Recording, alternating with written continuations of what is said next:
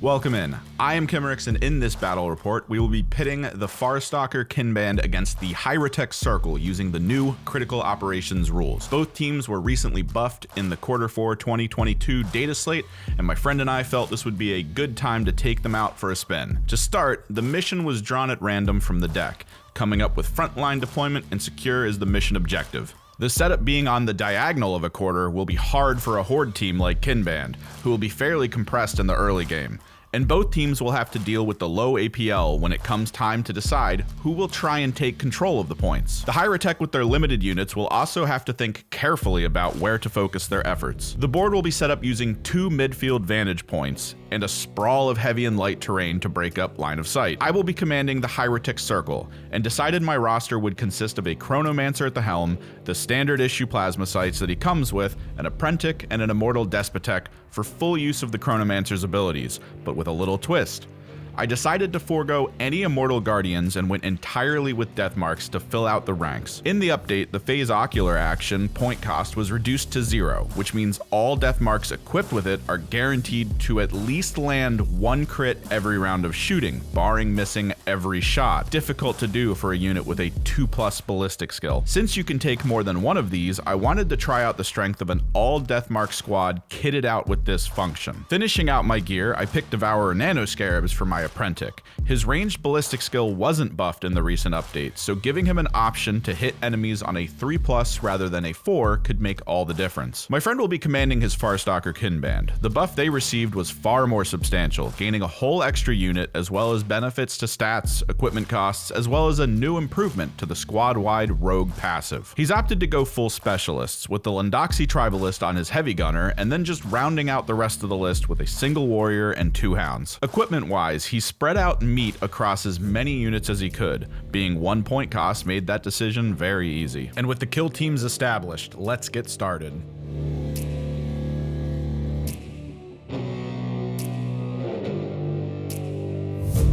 Apologies in advance. For this recording and a few others, our Dicebox camera was having trouble. This will be rectified in the future. I will do my best to relay the information until then. First up, the Hierotek took the initiative role and chose to be the attacker, forcing the Kinband to place a chunk of its units first. The new critical operations rules adjusted the squad setup to be a little more back and forth. Both teams split their squad into 3 fairly even groups and take turns placing units. During this phase, the Hierotek opt to place one of its Deathmarks into hyperspace using the dimensional translocation tactical ploy at the cost of 1 command point. Another thing the critical operations rules changed was increasing the total starting command points per squad by 1.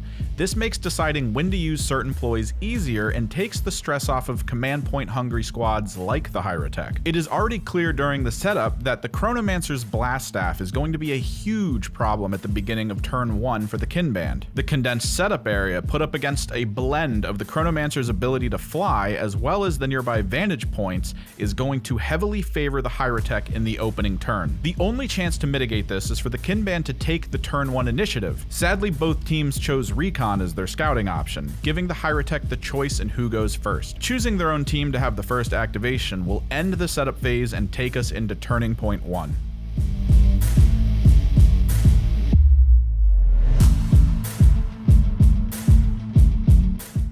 Jumping into the strategy phase, both teams generate a command point and then take turns activating strategic ploys or passing, starting with the player who has initiative. Considering most of the on-field units for the Hierotek are in conceal for turn 1, they wouldn't benefit from most of the strategic ploys they have access to. So for turn 1, the Hierotek will pass, leaving it up to the Kinband. Alright, I'm gonna call the kill on your Apprentic. No CP costs, just once in each strategy phase, when it's your turn to use a strategic ploy or pass, you can select 1 enemy operative visible to this operative instead. Until the end of that turning point, each time a friendly Farstalker band operates, operative fights in combat or makes a shooting attack against the enemy operative in that roll attack dice step of that combat or shooting attack. Before rolling your attack dice, you can retain 1 as a successful hit without rolling. So it's just reverse cover save. Yeah. Call the Kill is special during the strategy phase, as it is an ability that comes from a unit on the field and costs no command points to use. This can be helpful when you want to see if your opponent is going to spend any resources on a big strategy. Still, the Hierotek don't need any further strategic ploys, so with both players passing, it is on to the TAC op reveals. Starting with the Hierotek, they have to reveal their faction TAC op, Unyielding Ancients. Scoring for this doesn't matter until the final turn, but the card does reveal one long-term strategy, which can be problematic depending on the map and mission. The Kinband have nothing to reveal on turn 1, so it's into the first activation. The Chronomancer moves to the top of the nearby ruins, giving it a commanding view of the field below, spends its second action point to use counter-temporal nanomine, blocking off the enemy advance towards it, and then proceeds to open fire on a tight grouping of Kroot on the far side of the board. The Ion Stav slams first into the long sight, unloading a full salvo of wounds. Failing all 3 of his 5+ saves causes him to take 12 wounds, a bit of overkill against his 8 life. The blast ripples over to the Kroot Scattergun Warrior, landing a crit and a hit. Both are saved, allowing him to live, but the Ion Stav leaves him stunned until his next activation. Next up, the Kroot Hound, suffering 1 crit and 3 hits and only saving 1, 9 damage to his 8 health, another unit taken out. The Kroot Heavy Gunner takes 3 hits and manages to save 2, bringing it down to 5 health, hurt but not out. And finally, the Kill Broker, 4 hits. Every save failed. The cost and command points to reroll would be too great for the 5+ save. Another dead Kroot. This heinous act is also the end of the Chronomancer's activation.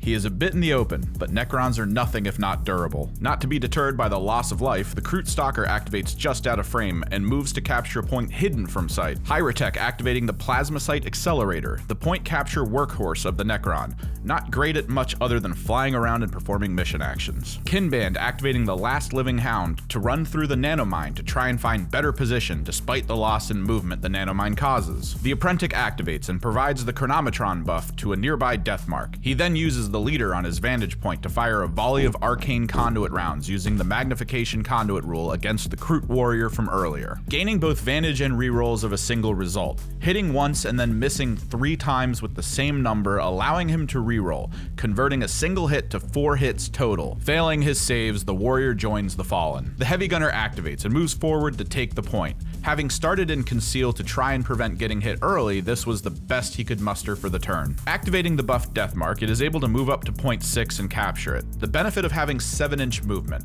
Never underestimate Chronometron. The Kinband go with the Kroot Tracker next, placing the Petra token heading towards the left side of the board and then proceeding to the right. The Petra mechanic is one of the more unique mechanics in Kill Team. It is a moving token that creates an aura that can be used to pull enemies out of light cover, great against KG squads. The Hierotek Despotek activates and makes his way over to point 4. The Necron 2 APL lets him get on the point, but he is unable to capture it. The Cutskin jumps a wall, feeling little effect from the nanomine, and captures point 5. The Plasmacyte Reanimator moves up and repositions behind some cover, keeping several units under its reanimation beam. The Kroot Bowhunter, under an engage order, pops out from behind cover and takes shots at the Apprentice. Using the Accelerator Bow's fused arrow profile for the extra damage in AP1, he retains a hit from the Call the Kill debuff and rolls a crit and a hit. Wanting to ensure the kill, he spends a command point to reroll the miss and gains an extra hit. The Apprentice, rolling 1 less defense dice, gets 2 saves, reducing the damage taken to 9. 1 away from reanimation, but still holding on. A Deathmark enters from hyperspace in support of the Chronomancer. Utilizing the free phase ocular action, he opens fire on the Kroot Pistolier. 4 hits means 1 is upgraded to a crit, causing a mortal wound. Between the damage profile of 4/4 and the AP1, even though the Kroot is able to retain 2 normal saves from cover,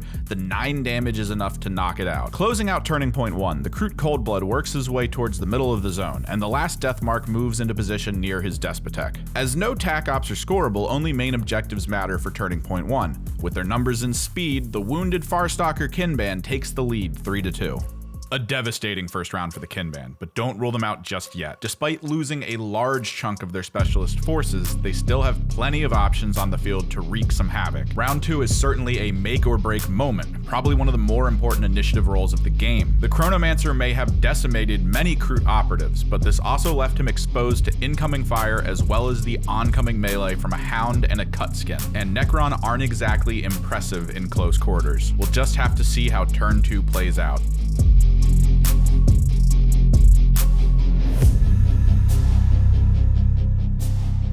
Turn 2's initiative roll goes the way of the Kinband, huge for their attempts to recover. The Nanomine and the Chronometron buff fade out as the Hierotek heal their wounds, bringing the Apprentice from 1 to 3. Both teams generate a command point as they enter the strategy phase. The Kinband activates Cutthroats to get +1 to their attack profiles. The Hierotek responds with Dimensional Concealment. This gives the Deathmarks an ability to change their order for the cost of 1 action point. It can only be used once a game, and with a team full of Deathmarks, turn 2 seemed to be the only time to try it out. The Kinband activates Bound, giving them an improved movement benefit when climbing, dropping, or traversing, as well as guaranteed jump tests. The Hierotek uses Undying Androids. This ensures that even when not in cover, they are able to retain 1 free normal defense save. For the TAC Op reveals, the Kinband reveal Courier, selecting his cut skin as the unit that needs to be within 6 inches of my drop zone. The Hierotek reveal Hold Them Back. Only controlling half the board will make this difficult, but there is no reason to hide its reveal anymore. Secure Vantage for the Kroot. With 2 vantage points on the field, they will have to secure both by the end of the game to complete this card. Secure Center Line for the Necron. This would have been very difficult had turn 1 not ended the way it did, but since both teams still have limited APL, it still won't be easy. In the final reveal for the game, Surge Forward. The Kroot will have to ensure that for 2 turns, at least 2 units will need to be within 6 inches of the Necron drop zone. Ploys in place, TAC Ops revealed, time for the Kroot to claw back to victory with tooth and nail. The first activation, the Cutskin's time to shine. One of the more brutal melee specialists in the Kinband. With the benefits of Bound, he is able to charge over to the hatch and pass up to the vantage point, tucking into the corner behind the Chronomancer. The Cutskin uses Savage Assault. For 1 action point, it performs a free fight, and if the Chronomancer doesn't die from this, a second fight will immediately occur. Striking with 5 attacks due to Cutthroats being active. 3+ to hit with the lethal 5 rule, allowing 5+ to crit, and Balanced, allowing a single free reroll, landing 2 crits and 2 hits, and rerolling the miss into another miss. The Chronomancer rolls 2 crits and a miss. The discarded miss triggers a mortal wound from the Cutskin's Vicious Duelist passive. With 1 crit, the Cutthroat parries a Chronomancer crit. The Chronomancer strikes back with his last remaining crit, stunning the Cutskin and removing 1 of his regular hits and dealing 3 damage. This leaves a crit and a hit to go through for 7 damage, 8 including the mortal wound against the Chronomancer. Both units are at 5 wounds entering the next fight. The Cutskin pulls off 3 crits and 2 hits after his reroll, and the less adept Chronomancer can only muster up 1 crit and 2 misses. The discarded dice puts the Chronomancer at 3 health due to the mortal wounds, and the Cutskin finishes the job with a 4 damage crit. The Chronomancer falls, but for 0 command points, the Commence Reanimation tactical ploy is played, putting him in a state of reanimation. Down, but possibly not out. Feeling the oncoming horde, the lone Deathmark activates, going from Conceal to Engage. He activates his free guaranteed crit, takes aim and fires at the Bowhunter, rolling 2 crits and a hit. The Kroot retains 1 of his 2 defense as a crit save and is looking for a normal save on 1 roll. Failing this, he takes 10 damage total, knocking him out. Using his final action point, the Deathmark goes back into Conceal. The Kroot Hound, hungry for blood and free of the Nanomine's influence, charges the Deathmark on the top of the vantage point. The Hound rolls 2 hits and a crit. With Rending, 1 of those hits is upgraded to a crit. The Deathmark shows how bad he is in fighting by rolling only 1 hit. This is parried by the Hound, and 8 damage goes through from the crits, bringing the Deathmark down to 2 health, a wounded machine. The Despotek activates and captures the point. With his remaining action, he opens fire on the Cutskin, shooting up through the window with his Tesla carbine, hoping for crits to spread mortal wounds around the room without a care for the potential death of his Deathmark ally. With a crit and 2 hits rolled, all units on the top take 1 mortal wound. The Cutskin retains 2 saves from the Rogue ability and rolls a fail, taking 4 wounds total. The Kroot Coldblood activates, moving to the middle of the map and opening fire on the Apprentice with his piercing shot ammunition. 4 attacks on 3s, AP 1. With 3 hits in the bag, the 3 health Apprentice can do nothing to stop it. Thankfully, he is taken out under the Plasmacyte Reanimator's beam, setting him up for possible reanimation in an upcoming turn. The blue Deathmark activates and takes position at a window to return fire on the Coldblood. Guaranteed crit, AP 1, 2 ups, 1 crit and 4 hits ensures that no matter what, the Coldblood will take 9 damage and die. The Kroot Heavy Gunner activates and moves up to within the magic 3 inches of the purple Deathmark, negating his cover. He opens fire with the Lundoxi Tribalist, 5 attacks at 4+, AP 1, Rending, with a damage profile of 4/4, rolling a crit and 2 hits. Not liking the outcome, he spends 2 CP to reroll both the misses, upping the outcome to 3 hits and a crit.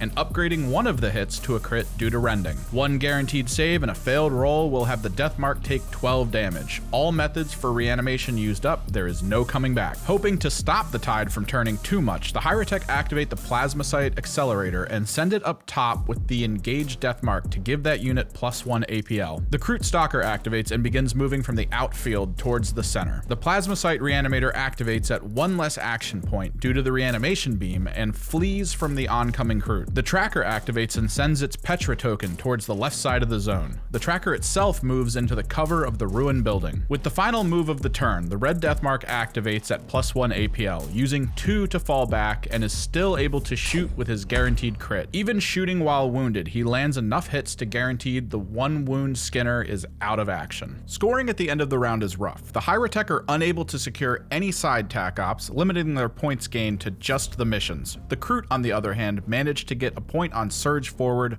with the 2 units it has in the southern ruins, bringing the total score to 7 and 5 in favor of the Kroot. A wild turn 2. Despite having so much of an advantage, the Necron were still left too open for the retaliation. Even considering the difficulty going into turn 3, one can only imagine what would have happened had the large chunk of Kroot not been taken out at the top of turn 1. Even with only a few Kroot remaining, their stealthiness and mobility can give them an advantage at scoring points. A lot is riding on this next initiative phase, not just who goes first, but also who reanimates and with how much health.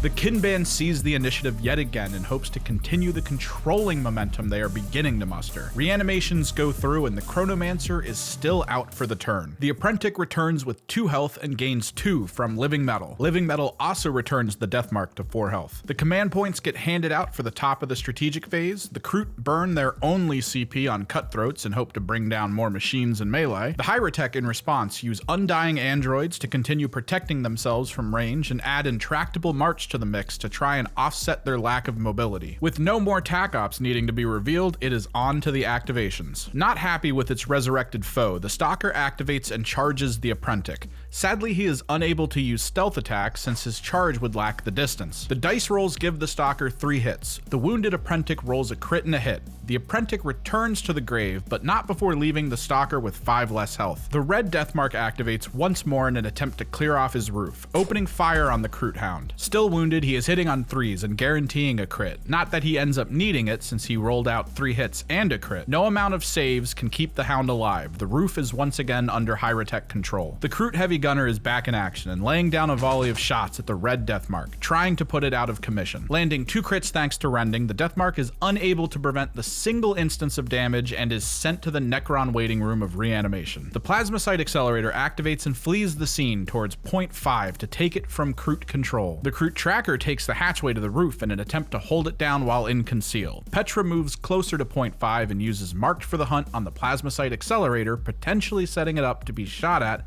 despite its super conceal. The blue deathmark activates and shoots from the window at the heavy gunner. Landing 1 crit and 2 hits, it is an easy choice to spend a command point on a reroll for a 2+ hit. This actually gained another crit to the tally and guaranteed the death of the heavy gunner. After the shots, a dash is used to slightly reposition to the other side of the wall, an issue from using the heavy weaponry. Since all the Kroot have gone and are in conceal, the rest of the Necron activations play out. The Plasmacyte Reanimator activates and fires off a volley of sparks at the Kroot Stalker. 4 attacks on a 4+. It will need to land at least 3 damage to finish off the Stalker. Remarkably landing a crit and 2 hits, the Stalker is unable to make any saves and dies to the little bug. The Plasmacyte then tucks in as best it can behind the ruined wall and hopes to not die in the following turn. The final action has the Despotek move to the northern side of the board. Even though it was short, turn 3 is still yet another brutal round. Even having churned most of the Kroot to death, the Hierotek still find themselves playing catch up with the points. Both teams score 3 points apiece on the main tally. The Hierotek score 1 on secure center line, and the Kroot at this point are unable to score any on Surge Forward and Courier. However, However, they do get a point for secure advantage, bringing the scores to 11 and 9, still in the favor of the Kroot. At this point, it was decided that instead of a turn 4, it would be better to simply score out the final round after determining some initial rolls. It was first established that the Kroot yet again take the initiative. It is also determined that the death mark is revived and the Chronomancer doesn't return to the kill zone. A huge issue. The capture points are deadlocked at 3 and 3 for the final main victory points. The best course of action is for the opening move of the Kroot tracker to leave the roof and hide behind the wall in the Necrons territory to prevent any points on hold them back. No other points are scoreable by the Kroot. However, the Hierotek will gain secure center line as well as 1 point on their faction takeoff. So, after all the brutal back and forth, the struggle, the pain,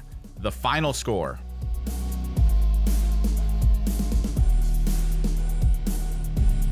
That's right, a tie. 14-14. Looking back, there were so many misplays. Having the Reanimator end its activation without moving closer to point 6 on turn 3, not leeching an extra APL from a nearby unit with the Chronomancer to dash off the roof in turn 1, choosing the Cutskin as the courier. At the end of the day, we look back, we learn, and we improve. Thank you for watching. I hope you enjoyed the game as much as we did. Maybe you even learned something. If you were so inclined, don't forget to hit that subscribe button and maybe let us know if you want to see certain teams have at it. Maybe even some rules clarifications or squad overviews. Until next time.